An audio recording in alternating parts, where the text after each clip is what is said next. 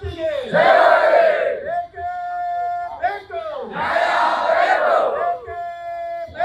ಬೇಕು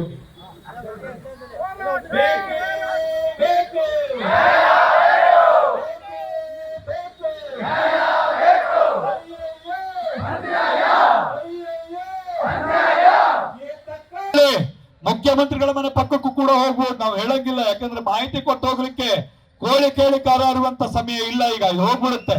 ಇವತ್ತೊಂದೇ ದಿನ ನಿಮ್ಗೆ ಅವಕಾಶ. ಮಾನ್ಯ ಸರ್ಕಾರದ ಮಾನ್ಯ ಮುಖ್ಯಮಂತ್ರಿಗಳೇ, ಗೃಹ ಮಂತ್ರಿಗಳೇ, ಆರೋಗ್ಯ ಮಂತ್ರಿಗಳೇ, ನಿಮ್ಗೆ ಇವತ್ತೊಂದೇ ದಿನ ಇಲ್ಲಿ ಆದೇಶ ಆಗ್ಬೇಕು. ಬರೀ ಆದೇಶ ಸ್ವಾಮಿ, ಇಲ್ಲಿ ಏನೂ ಇಲ್ಲ. ಯಾರಾದ್ರು ದುಡ್ಡು ಕೇಳ್ತಾ ಇದ್ರೆ ಸ್ವಾಮಿ ಕೊಡಿ ಅಂತ ಹೇಳ್ಬಿಟ್ಟು, ಡಿ ಕೆ ಶಿವಕುಮಾರ್ ಸಾಹೇಬ್ರು ಏನೋ ಹೊಸದಾಗಿ ಆಯ್ಕೆ ಆಗಿದ್ದೀರಿ, ಕೊಡಿ ಸ್ವಾಮಿ ಒಂದ್ ಸ್ವಲ್ಪ ದುಡ್ಡು, ಸೂಟ್ ಕೇಸಲ್ಲಿ ಇಲ್ಲದೆ ಇದ್ರೆ ಅಟ್ಲೀಸ್ಟ್ ಒಂದು ಕವರ್ ಅಲ್ಲೂ ಹಾಕೊಡಿ ಅಂತ ಕೇಳ್ತಾ ಇದೀವ. ಇಲ್ಲ, ನಾವು ಕೇಳ್ತಾ ಇರೋದು ನಮ್ಮ ಹಕ್ಕು, ನೆಮ್ಮದಿಯಿಂದ ಬದುಕಲಿಕ್ಕೆ ಅವಕಾಶ ಮಾಡಿಕೊಡಿ ಅಂತ. ಅದೇನಾದ್ರು ನೀವು ಕೊಟ್ಟಿಲ್ಲ ಅಂತ ಹೇಳಿದ್ರೆ ಹೌದಂದ್ರೆ ನಾಳೆ ನಿಮ್ಮ ಮನೆ ಬಾಗ್ಲಿಗೆ ಬರ್ತೇವೆ, ನೀವೇ ಊಟ ಹಾಕಿ ಇಟ್ಕೊಂಡು ನೀವೇ ಊಟ ಹಾಕಿ, ನಿಮ್ಮ ಮನೆ ಬಾಗ್ಲಿಗೆ ಗ್ಯಾರಂಟಿ ಬರ್ತೀವಿ. ಇದು ಸುಳ್ಳು ಹೇಳ್ತಾ ಇಲ್ಲ, ಯಾವುದೇ ಕಾರಣಕ್ಕೂ ಸುಳ್ಳು ಹೇಳ್ತಾ ಇಲ್ಲ. ನಿಮ್ಮ ಮನೆ ಬಾಗ್ಲಿಗೆ ಬರ್ತೇವೆ, ಆರೋಗ್ಯ ಸಚಿವರ ಮನೆ ಬಾಗ್ಲಿಗೆ ಬರ್ತೇವೆ, ಮುಖ್ಯಮಂತ್ರಿಗಳ ಮನೆಗೆ ಬರ್ತೇವೆ. ಫ್ರೀಡಂ ಪಾರ್ಕ್ ನಮಗೆ ಬೇಡ, ಸಾಕು ಇವತ್ತಿಗೆ. ಇದು ಶಾಂತಿಗೆ ಮಾತ್ರ. ಕ್ರಾಂತಿ ಏನಿದ್ರು ಅಲ್ಲಿ. ಈಗ ನಮ್ಮ ಗೋವಿಂದ ಬಾಬು ಪೂಜಾರಿ ಅವರು ಒಂದೆರಡು ಮಾತನಾಡಿ, ಇಲ್ಲೇ ಒಂದು ಸಣ್ಣ ಮೀಟಿಂಗ್ ಇದೆ, ಹೋಗಿ ಟಪಕ್ಕ ಬಂದ್ಬಿಡ್ತೀನಿ ಅಂತ ಹೇಳ್ತಾ ಇದ್ದಾರೆ. ಅವರು ಎರಡು ಮಾತನಾಡ್ಬೇಕಂತ ಕೇಳ್ಕೊಳ್ತಾ ಇದ್ದೀನಿ.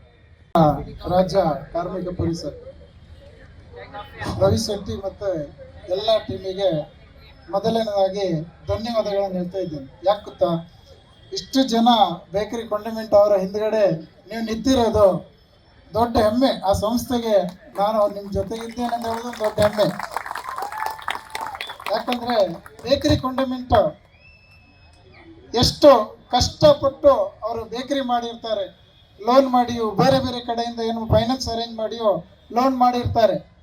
ಅವರಿಗೆ ಈ ಟೈಪ್ ಎಲ್ಲ ಕಷ್ಟ ಬಂದು ನಾವೀಗ ಸೋಷಿಯಲ್ ಮೀಡಿಯಾದಲ್ಲಿ ನೋಡ್ತೇವೆ, ಯಾರೋ ಬಂದು ರೌಡಿಸಮ್ ಮಾಡ್ಕೊಂಡು ಅವ್ರಿಗೆ ಹೊಡೆಯೋದು ಅದೆಲ್ಲ ಆಗ್ತಾ ಇದೆ.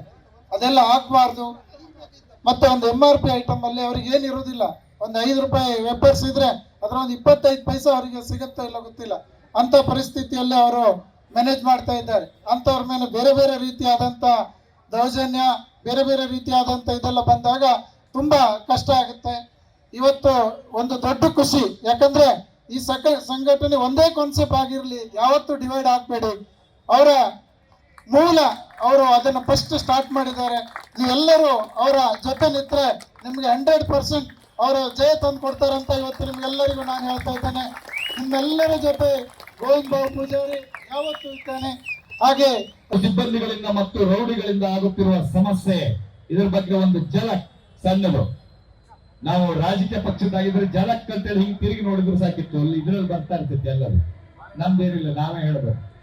ಬಿಸಿಲು ಜಾಸ್ತಿ ಆಗ್ತಿದೆ, ಸೂರ್ಯನಂತರು ಕೇಳ್ಕೊಳ್ಳಿ. ಅವರು ಗಾಯಕರು ಹೌದು, ನಟರು ಹೌದು, ನಿರ್ದೇಶಕರು ಹೌದು, ನಿರ್ಮಾಪಕರು ಹೌದು, ಅದಲ್ಲದೆ ಅತ್ಯುತ್ತಮ ವ್ಯಕ್ತಿತ್ವದ ಒಂದು ಉತ್ತಮ ವ್ಯಕ್ತಿ ಇದ್ದಾರೆ. ಯಾವ ಹೋರಾಟಗಳಲ್ಲಾಗಲಿ ಅವರ ಪಾಲಿದೆ. ಅದು ಹೆಂಗೆ ಹೋಗ್ತಾರೋ ನಾನು ಕೇಳ್ತೀನಿ. ಎಲ್ಲರಿಗೂ ಇದ್ದಾರೆ ಸ್ವಾಮಿ ಅವರು, ಸರ್ವಂತರ್ಗಾಮಿ. ಎಲ್ಲ ಕಡೆನೂ ಇದ್ದು ಎಲ್ಲರನ್ನು ವಿಶ್ವಾಸಕ್ಕೆ ಪಡೆದು ಎಲ್ಲರ ಜೊತೆ ನಿಲ್ಲುವಂತ ವ್ಯಕ್ತಿ ನಮ್ಮ ಕೋಟೆ ಸಾಹೇಬರು, ನನ್ನ ಬಹಳ ಪ್ರೀತಿಯ ಅಣ್ಣ. ಎಲ್ರು ನನ್ನ ಹತ್ರ ಇರೋರೆಲ್ಲ ನನ್ನವರೇ, ಒಳ್ಳೆಯವರು ಅಷ್ಟೇ. ಅವರು ಬಂದಿದ್ದಾರೆ, ಅವರಿಗೆ ಆತ್ಮವಾಗಿ ಸ್ವಾಗತವನ್ನ ಕೋರ್ತಾ ನಮ್ಮ ಜ್ಞಾನ ಮಗು ಸರ್, ಇವರು ಕನ್ನಡದ ಕಟ್ಟಾಳು ನೋಡಿ. ಒಬ್ಬೊಬ್ಬರಿಗೆ ಒಂದೊಂದು ಚಟ ಇರುತ್ತೆ. ಚಟ ಬೇಜಾರಾಗ್ಬಿಡಿ, ಹಿಂಗೆ ಹೇಳ್ದಂತೆ ನನ್ ಚಟ ಹೇಳಿದೆ, ಇವ್ರ ಚಟ ನಾನು ಹೇಳ್ತೀನಿ ಕೇಳಿ. ಒಳ್ಳೆ ಫಿಲಂ ಹೀರೋ ಇದ್ದಂಗಿದ್ದಾರೆ. ನಾನು ಇವ್ರನ್ನ ಯಾವತ್ತೂ ಪಕ್ಕದಲ್ಲಿ ನಿಲ್ಸ್ಕೊಳ್ಳಲ್ಲ, ನಾನ್ ಡಮ್ಮಿ ಹಾಕ್ತೀನಿ ಅಂತ ಹೇಳಿ, ಅದೊಂದು ಸ್ವಾರ್ಥ. ಇವರು ಒಳ್ಳೆ ಸಂಬಳದ ಕೆಲಸದಲ್ಲಿ ಇದ್ರು, ಒಳ್ಳೆ ಸಂಬಳ. ಸಾಫ್ಟ್ವೇರ್ ಕಂಪನಿಯಲ್ಲಿ ಟಾಪ್ ಲೀಡರ್ ಆಗಿದ್ರು. ಸುಮ್ಮನೆ ಯಾರೋ ನನ್ನಂತರ ತಲೆ ತಿಂದ್ರು ಅನ್ಸುತ್ತೆ, ಇವ್ರನ್ನಂತೂ ಹಾಳು ಮಾಡಿ ಲಗಾಡಿ ತೆಗೆದ್ರೆ ಎಲ್ಲ. ಏನು ಅಂತ ಹೇಳಿದ್ರೆ, ಅಂತ ದೊಡ್ಡ ಉದ್ಯಮ ಇದು. ಉದ್ಯೋಗದಲ್ಲಿ ಇದ್ದಂತವರು ಅದಕ್ಕೆ ರಾಜೀನಾಮೆಯನ್ನ ಕೊಟ್ಟು ಬರ್ತಾರೆ. ಯಾಕೆ ಅಂದ್ರೆ ಒಂದು ಕೆಲಸದ ಬಗ್ಗೆ ಮೌಲ್ಯತೆ ಹೇಳೋದು, ಕೆಲಸದ ಮೌಲ್ಯತೆ ಮತ್ತು ಬದ್ಧತೆ ಬಗ್ಗೆ ಹೇಳೋದು, ಕನ್ನಡವನ್ನು ಕಟ್ಟುವ ಕೆಲಸಕ್ಕೆ. ಇವತ್ತು ರೈಲ್ವೆ ಸ್ಟೇಷನ್ ನಲ್ಲಿ ಏನಾದ್ರು ಕನ್ನಡ ಸ್ಪಷ್ಟವಾಗಿ ಬರ್ತಾ ಇದೆ ಅಂತ ಹೇಳಿದ್ರೆ, ಆ ವಾಯ್ಸ್ ಬರ್ತಾ ಇದೆ ಅಂತ ಹೇಳಿದ್ರು ನನ್ನ ಗೆಳೆಯರ ಪಾಲು ಬಹಳಷ್ಟಿದೆ.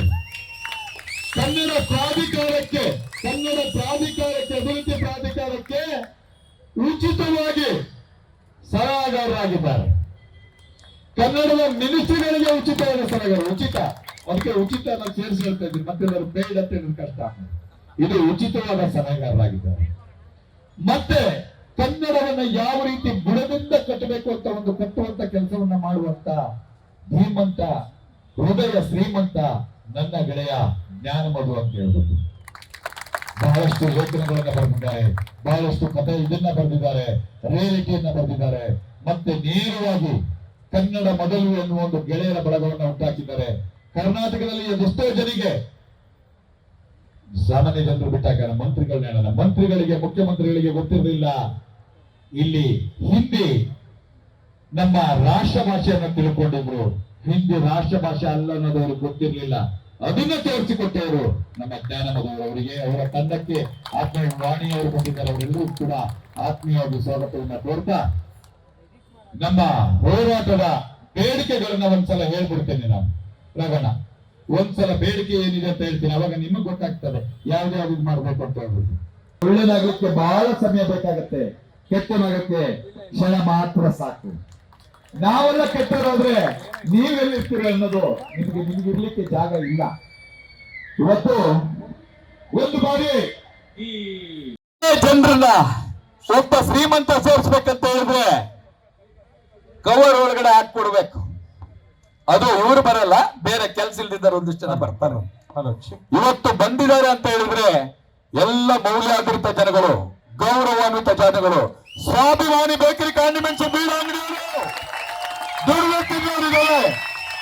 ಇವರು ಬಂದಿದ್ದಾರೆ. ಏನಾಗಿದೆ ಅಂದ್ರೆ ಬೇರೆಯವ್ರ ಹತ್ರ ಬೈತಿದ್ದೆ, ಇದು ಬೈದ್ರೆ ಹೆಂಗಾಗತ್ತೆ ಅಂದ್ರೆ ಮೇಲ್ ನೋಡ್ಕೊಂಡು ಹೋಗುದಂಗಾಗತ್ತೆ, ನನ್ನ ಮೈ ಮೇಲೆ ಬೀಳುತ್ತೆ. ಅದಕ್ಕಾಗಿ ಬೈಯಂಗೂ ಇಲ್ಲ ಬಿಡಂಗೂ ಇಲ್ಲ, ಎಂತ ಮಾಡಂಗಿಲ್ಲ.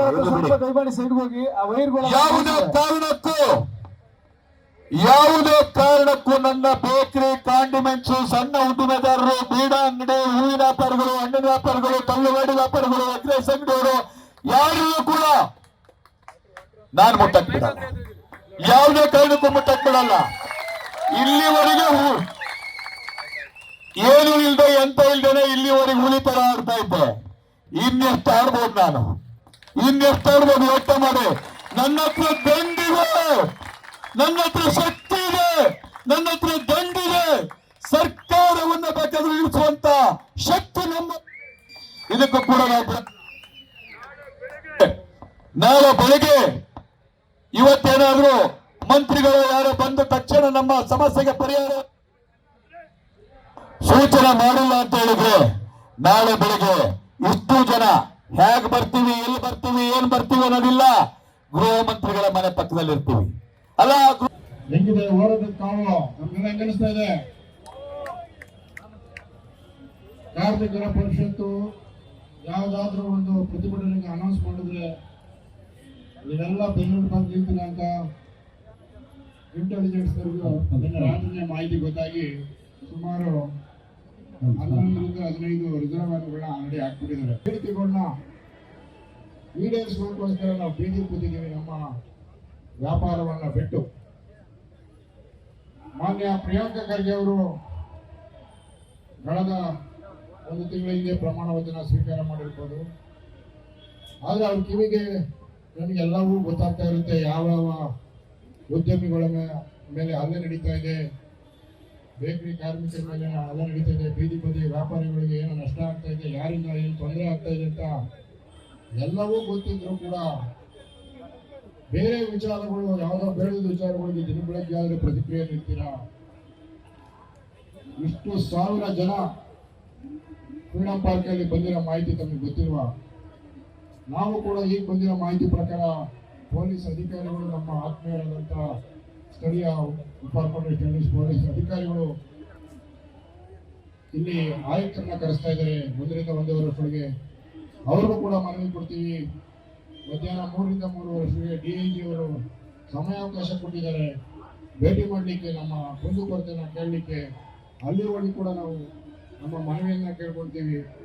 ಏನು 27 ಬೇಡಿಕೆಗಳು ಏನಿದೆ, ಈ ಬೇಡಿಕೆಗಳು ನ್ಯಾಯಯುತವಾದ ಬೇಡಿಕೆಗಳು. ಈ ಬೇಡಿಕೆಗಳನ್ನ ಈಡೇರಿಸೋವರೆಗೂ ನಾವು ಇಂಜರಿ ಎಲ್ಲ ಹಿಂದಕ್ಕೆ ಹೋಗಲ್ಲ. ರವಿಶಂಕರ್ ಜೊತೆ ಕೈ ಜೋಡಿಸಿ ನಾವೆಲ್ಲ ನಿಲ್ತೀವಿ.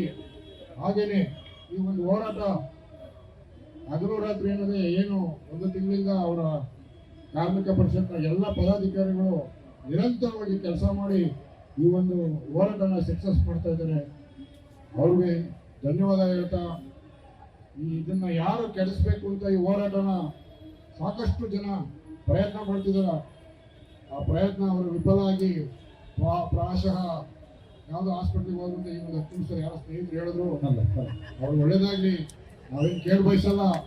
ಈ ಜನ ಸೇರಿದ್ರಲ್ಲ ಅದೇ ಸಾಕು, ಅವರಿಗೆ ಪೂರ್ತಿ ಜಾಗದಲ್ಲಿ ಮಾತಾಡ್ತಾರೆ ಅಂತ ಹೇಳಿದ್ದಾರೆ. ಇಲ್ಲ ಇಂಜೆಕ್ಷನ್ ಹಾಕ್ಸ್ಕೋಬೇಕು, ಅದು ಒಳ್ಳೇದಾಗ್ಲಿ, ನಾವೇನು ಕೇಳಿ ಬಯಸಲ್ಲ. ರವಿಶಂಕರ್ ಜೊತೆ ಯಾವಾಗಲೂ ಈ ರೀತಿ ಇರಿ. ನ್ಯಾಯ ಸಿಗೋವರೆಗೂ ಮನುಷ್ಯ ನಿದ್ದೆ ಮಾಡಲ್ಲ, ಊಟ ಮಾಡಲ್ಲ.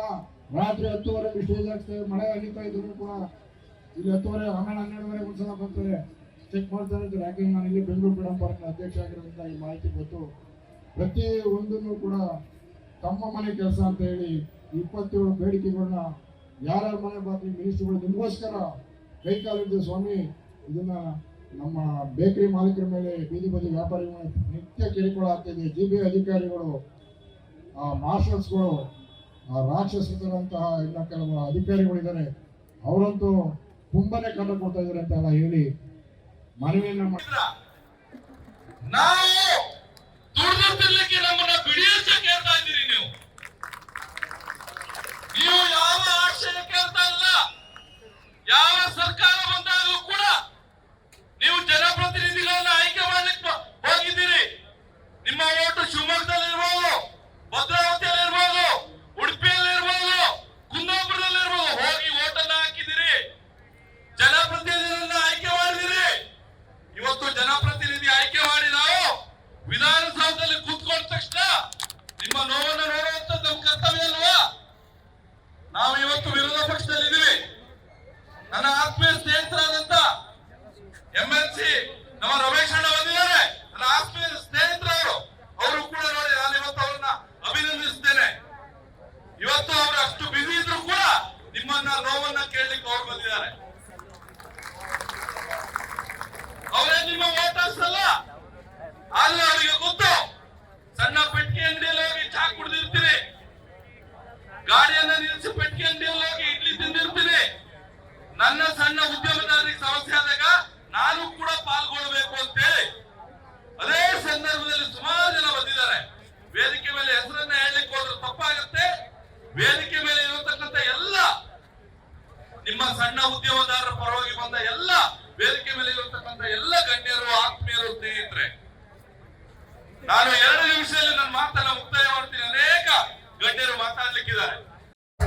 ವ್ಯಾಪಾರಕ್ಕೆ ಸಮಯ ಕೆಲವು ಹೊರಗಡೆ ರಾಜ್ಯದ, ಹೊರಗಡೆ ದೇಶದ ಕಂಪನಿಗಳಿಗೆ 24x7 ದೊಡ್ಡ ದೊಡ್ಡ ಮಲ್ಟಿನ್ಯಾಷನಲ್ ಕೆಲವು ಹೋಟೆಲ್ಗಳು ಇದಾವೆ, ಹೊರಗಡೆಯಿಂದ ಬಂದವು, ನಿಮ್ಗೆ ಗೊತ್ತಿರ್ಬೇಕು, ಅವಲ್ಲ 24. ಆದ್ರೆ ನಮಗ್ ಮಾತ್ರ ಕೆಲವರು 9 ಗಂಟೆ, ಗೋವಿಂದರಾಜ ನಗರದಲ್ಲಿ 9 ಗಂಟೆ ಮಾಡ್ತಾ ಇದ್ರು, ಮತ್ತೊಂದು ಏರಿಯಾದಲ್ಲಿ 9 ಗಂಟೆ ಮಾಡ್ತಾ ಇದ್ರು. ಪಾಪ ಅವ್ರು ಲೋಕಾಯುಕ್ತ ಕೆನ ಸಿಕ್ಕಾಬಿದ್ರು ಅಂತ ಸುದ್ದಿ, ನನಗೇನು ಗೊತ್ತಿಲ್ಲ. ಸಿಕ್ಕಾಕೊಂಡ್ರು, ಏನೋ ಕೂಗಿದ್ರು ಅಂತ ಹೇಳಿದ್ರಲ್ಲ, ಅವ್ರದ್ದು ವಿಡಿಯೋ. ಅವ್ರು 9 ಗಂಟೆಗೆ ಬಂದ್ ಮಾಡಿಸ್ತಾ ಇದ್ರು ಬೇಕರಿಯವರು. ಆ ಬೇಕರಿಯವ್ರು ಶಾಪ ಬಿಡ್ತದ? ಬಿಡುವನೇ ಬ್ರಹ್ಮಲಿಂಗೇಶ್ವರ ಬಿಡ್ತಾರ? ಸಾಧ್ಯನೇ ಇಲ್ಲ, ಸಾಧ್ಯನೇ ಇಲ್ಲ, ಬಿಡಲ್ಲ. ದೈವನಾಡ್ನವರು ಅದು ಬಿಡಲ್ಲ. ಅವ್ರನ್ನ ಎಲ್ಲ ದೈವ ದೇವರುಗಳನ್ನ ನೆನೆಸ್ಕೊಂಡು, ಇಡೀ ಕರ್ನಾಟಕದ, ಅಖಂಡ ಕರ್ನಾಟಕದ ಎಲ್ಲರೂ ದೇವರನ್ನ ನೆನೆಸ್ಕೊಂಡು ನಾವು ಬೆಳಗ್ಗೆ ಪೂಜೆ ಮಾಡಿ ಬರ್ತೀವಿ ಅಂದ್ರೆ ನಮಗ ಅನ್ಯಾಯ ಆದ್ರೆ ದೇವ್ರು ಬಿಡ್ತಾರ? ಬಿಡಲ್ಲ. ಅದ್ರ ಪ್ರತಿಫಲವಾಗಿ ಅವ್ರು ಒಳಗಡೆ ಹೋದ್ರು. ಆತರ ಇನ್ನೂ ಬಹಳಷ್ಟು ವರ್ಷ ಇವ್ರನ್ನ ಕಳಿಸೋದಿದೆ. ಅದಕ್ಕೆ ನಮಗೆ ಸಮಯವನ್ನು ನಿಗದಿ ಮಾಡಿ ಬೆಳಗ್ಗೆ 5 ಗಂಟೆಯಿಂದ ರಾತ್ರಿ 11-11:30ವರೆಗೆ ನಮಗೆ ಅವಕಾಶವನ್ನ ಮಾಡ್ತೀವಿ. ಅದಲ್ಲದೆ ಕೆಲವು ಕಡೆ ನೈಟ್ ಇದು ಮಾಡೋದಿರುತ್ತೆ, ಅಲ್ಲಿ ಕೂಡ ಈ ಲೇಬರ್ಸ್ ಕೆಲಸ ಮಾಡುವಂತ ಜಾಗದಲ್ಲಿ ಕಾಫಿ, ಟೀ ಇದೆಲ್ಲ ಮಾಡ್ಲಿಕ್ಕೆ ಅವಕಾಶ ಇರುತ್ತೆ. ಅದು ಕೂಡ ನೀವು ಅವಕಾಶ ಮಾಡಿಕೊಡ್ಬೇಕು. ನಾವೇನಾದ್ರೂ ಗಾಂಜಾ ಇನ್ನೊಂದು ಮತ್ತೊಂದು ಮಾಡಿದಾಗ ನಮಗೆ ನೀವು ಯಾವ ರೀತಿ ಬೇಕಾದ್ರೂ ಶಿಕ್ಷೆಯನ್ನ ಕೊಡಿ, ಬಟ್ ಇದು ಬೇಡ.